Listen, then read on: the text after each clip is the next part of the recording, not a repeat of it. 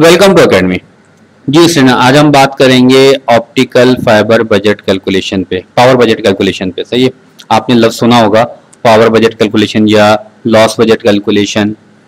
तो इन तमाम टॉपिक्स पर आज हमने काफी डिटेल में बात करेंगे और आज मैं आपको फर्क समझाऊंगा कि ऑप्टिकल पावर बजट कैलकुलेशन से क्या मुराद है, optical link loss budget calculation से क्या मुराद है और पावर मार्जिन से क्या मुराद है।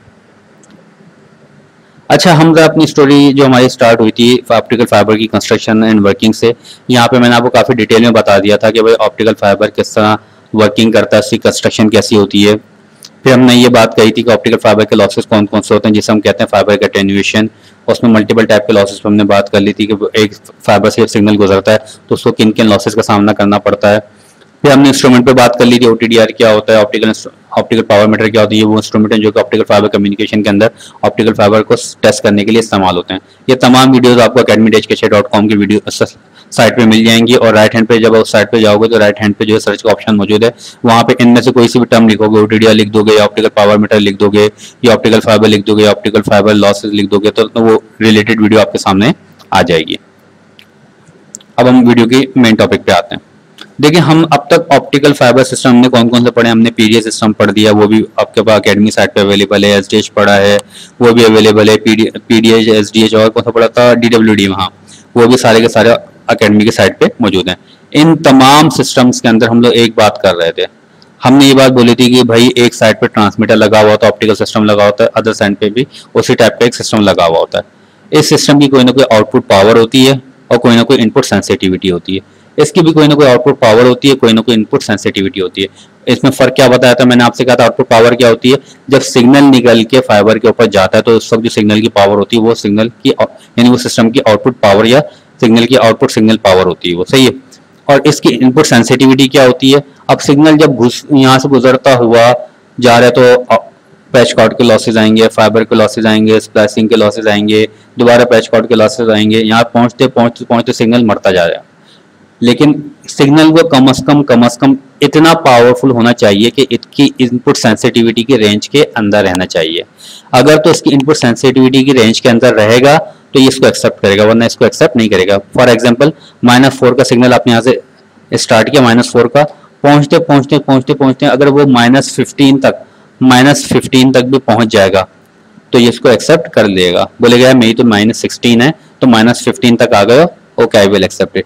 लेकिन -17, -18, -19 इसको एक्सेप्ट नहीं करेगा, बोलेगा नहीं अब तुम बहुत ज्यादा लॉस हो गया तुम्हारे अंदर। तो इसकी इनपुट सेंसिटिविटी होती है, वो सिस्टम की इनपुट सेंसिटिविटी क्या होती है कि सिग्नल को वो आइडेंटिफाई कर सकता है सिस्टम। अब हम बात करते हैं बेसिकली लिंक पावर बजट या ऑप्टिकल पावर बजट, इससे क्या मुराद होती है।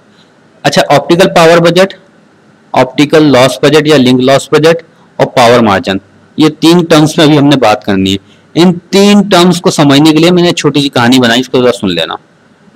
देखो, एक बच्चा जो है घर से निकलता है 15 रुपए लेके, उसको अम्मी ने कहा कि 5 रुपए की चीज लेके आनी है आपने, बाकी 10 का अम्मी ने कुछ नहीं बोला अभी उसको। उसने खुद अपने जहन में हिसाब लगा लिया कि यार 5 की चीज आएगी, 15 रुपए मेरे पास है, तो मेरे पास टोटल कितने पैसे बचे बीच में खर्चा करने के लिए, 10 रुपए बचे। यानी मैंने इतने खर्चा करने हैं पैसे रास्ते के अंदर कि जब मैं दुकान तक पहुंचूं, अम्मी ने जो दुकान बताई वहां तक पहुंचूं, वहां तक पहुंचते पहुंचते मेरे पास 5 रुपए एटलीस्ट होने चाहिए। क्योंकि अगर वहां पे पहुंचते पहुंचते 5 रुपए से कम हुए ना, दुकानदार ने चीज नहीं देनी, वापस आए घर पे मार पड़नी है, सही है। तो बीच में मैं कितना खर्चा कर सकता हूँ, बीच में मैं 10 खर्चा कर सकता हूँ।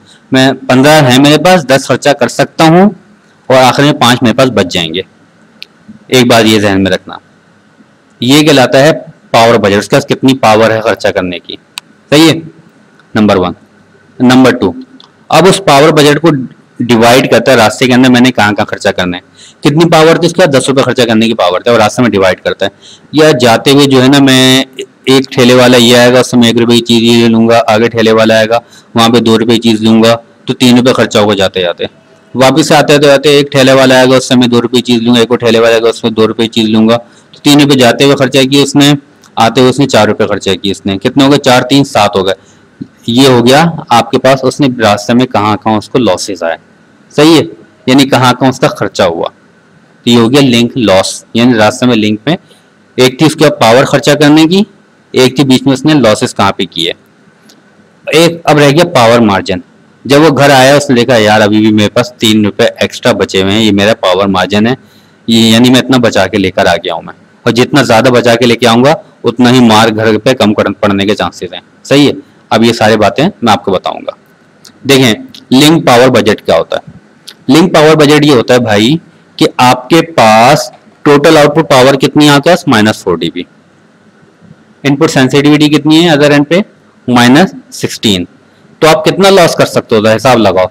-4 से आप लॉस करके -5 कर सकते हो, 6, 7, 8, 9, 10, 11, 12, 13, 14, 15, 16, यानी आपका 12 dB का लॉस आप रास्ते में कर सकते हो।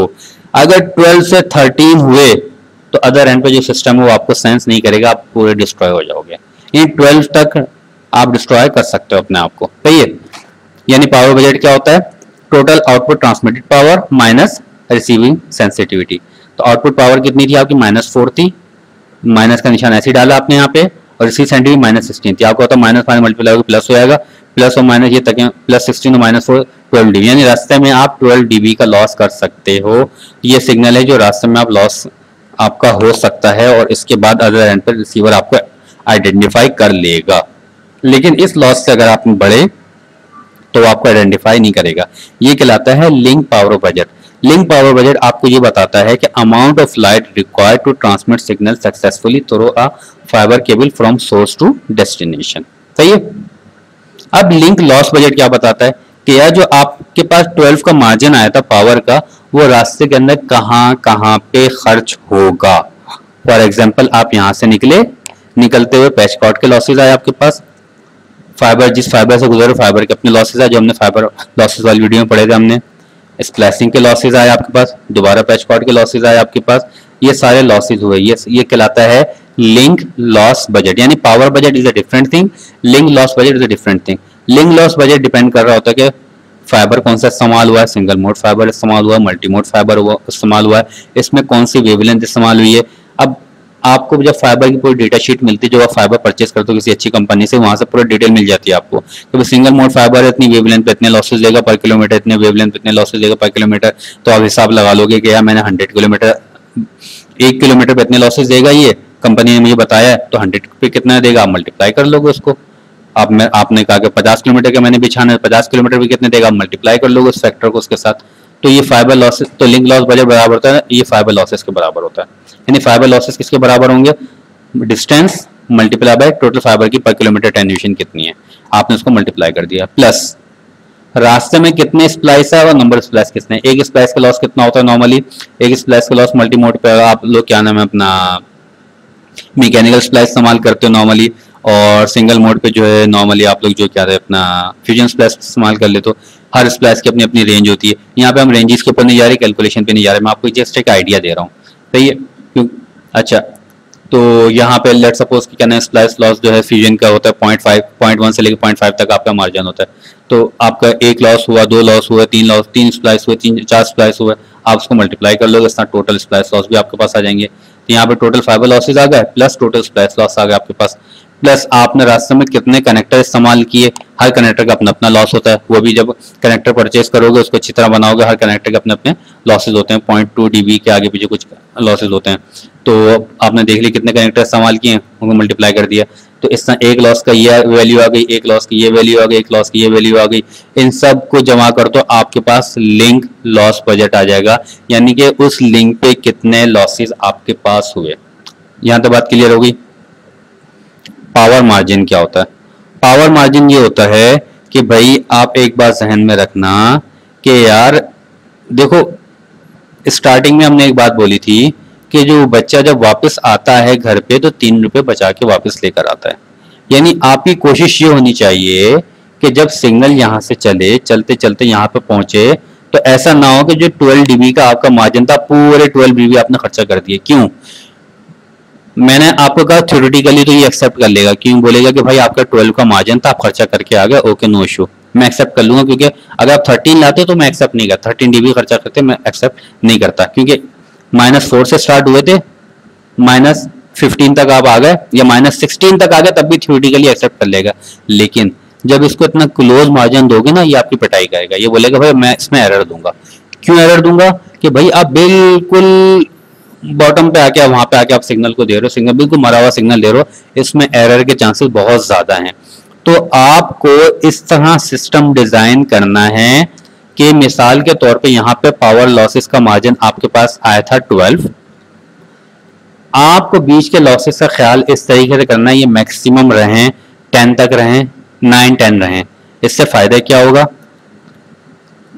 12 आप खर्चा कर सकते थे, आपने खर्चा किया 9 या 10 खर्चा किया आपने, उसके बावजूद भी 2 dB आप बचा के लेकर आ गया, that is your power margin, यानी 2 dB बच गए। यानी जब यहाँ पे पहुंचे तो आप बजाय इसके कि -16 पे पहुंचो, आप पहुंचो -13 -14 पे पहुंच जाओ।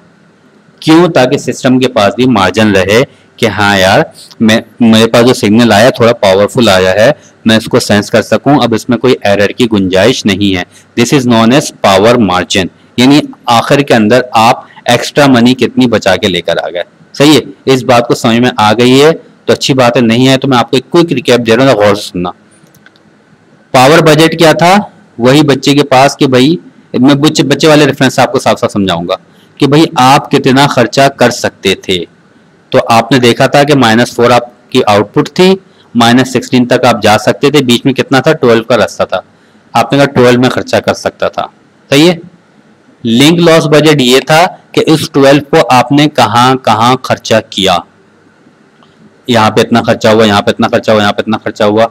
करने को तो आप पूरे 12 खर्चा कर दोगे, नो इश्यू, सिस्टम सेंस कर लेगा, लेकिन सिस्टम को मिलेगा एक वीक सिग्नल जिसकी वजह से आपके ऊपर एरर ज्यादा आएंगे।